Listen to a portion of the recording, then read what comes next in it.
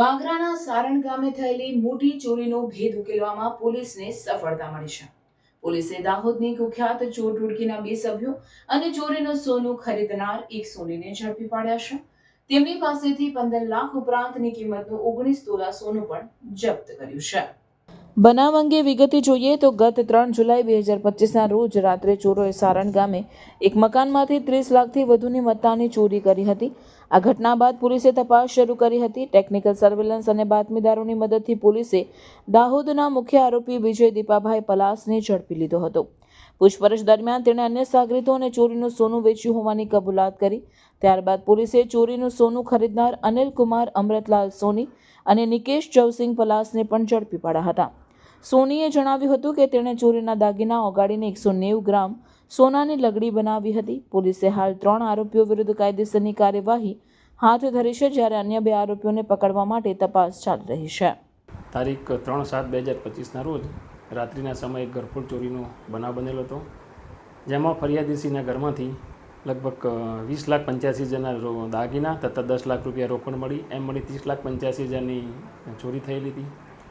જે ગુનાના કામે વાગરા પોલીસ સ્ટેશનના પોલીસ ઇન્સ્પેક્ટર LD ફુલતરિયા તથા LCB ભરૂચના ટીમ આ તપાસમાં હતી. એ દરમિયાન ભરૂચ LCB ટીમને હ્યુમન ઇન્ટેલિજન્સ તથા ટેકનિકલ સર્વેલન્સના આધારે માહિતી મળેલી હતી કે આ ચોરીમાં વિજય દીપાભાઈ પલાસ જે રહે આંબલી ખજુરિયા ગરબાળા તાલુકો જિલ્લો દાહોદનો સંડોવાયેલ છે.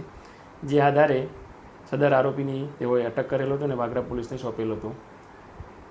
વાગરા પોલીસે આ આરોપીની પૂછપરછ દરમિયાન તેને તથા એની સાથેના બીજા 3 ઈસમો આ ચોરીમાં સંડોવાયેલા હતા તથા આ જે ચોરીમાં ગયેલો મુદ્દાલ માલ છે એને ગરબાડાના સોની અનિલ કુમાર સોનીને આપેલો હતો.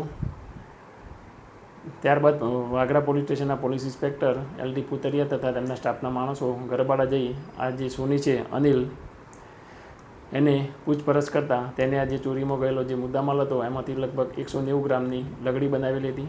જે લગડી વાગરા પોલીસે સદર તોમતદાર અનિલ સોની પાસેથી રિકવર કરેલ છે. આમ વાગરા પોલીસે જે ઘરફોડમાં ચોરીમાં ગયેલ મુદ્દામાલ ખૂબ જ ઝડપથી રિકવર કરે છે અને પ્રશંસનીય કામગીરી કરેલ છે.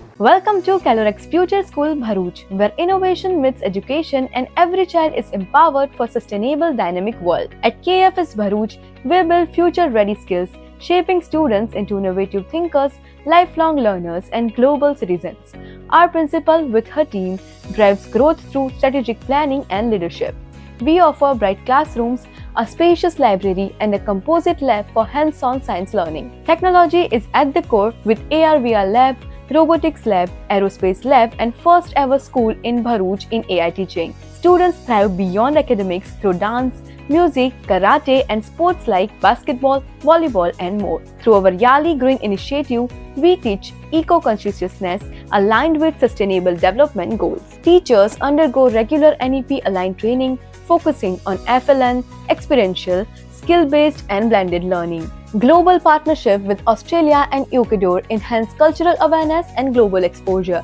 Our social emotional learning program, backed with Puka Book, build empathy, resilience, and emotional strength. Admissions are open for class junior KG to class 10th.